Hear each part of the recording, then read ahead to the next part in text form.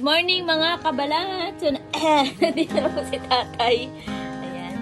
At ako pinagkakape. Maaga pa po ngayon. So, ayan. Oh, yun. Ay, masarap ito, ma. Ito masarap. Para siyang saray. Wait lang.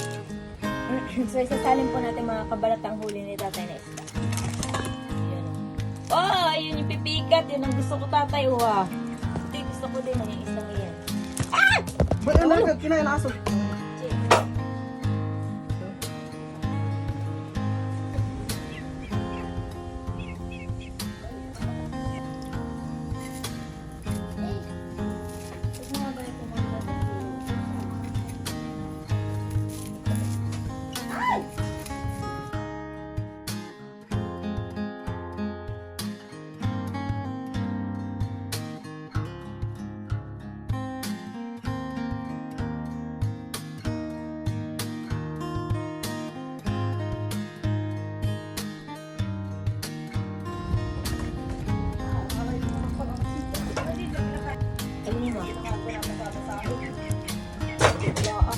Salang na natin ang ating paksiw.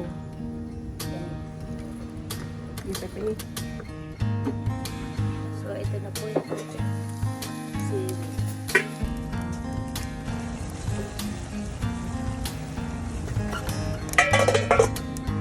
So, good morning mga kabalat. Ayan, gising ko lang. At kami po ni Mama ay kukuha ng upo. Pipino. Tsaka pipino. Tara. Tara, tara. Kailangan tayo mag-jogging. At nang matanggal ang mga belbel. Ito. Ay. Ang atin po palang kukunin muna ay pipino. Dami mga seedlings na mahirapan ko. Abalo ko. Ikaw pag ang naghirap. Dapat anak kayo mag-amin yan. Kinakain ng alis. Ala, siranat. Mama, ano yun? Ayan pa, oh. Tingnan mo. Ayun. Kinain na kaagad. Doon pala lagyan niya ng plastic kanina. Oo, ba ito? May tama na. Yun. So ito mga kabalat, mamaya kakainin natin na may sea urchin. Kapag tayo nakakuha ng sea urchin mamaya. Okay, let's go.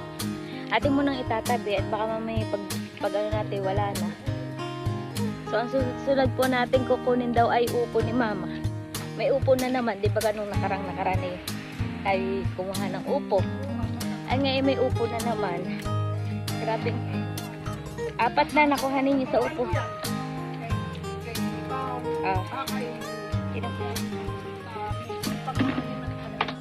So yan, upo na naman tayo mga kabalat. Yan o, dalawa-dalawa mama, lito upo ito. Mama, ano mo mo, baka matanam. Yan. Ito ay hindi pa nga.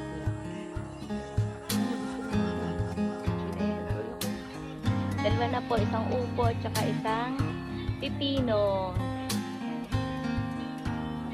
Luluto na po ang ating paksiw.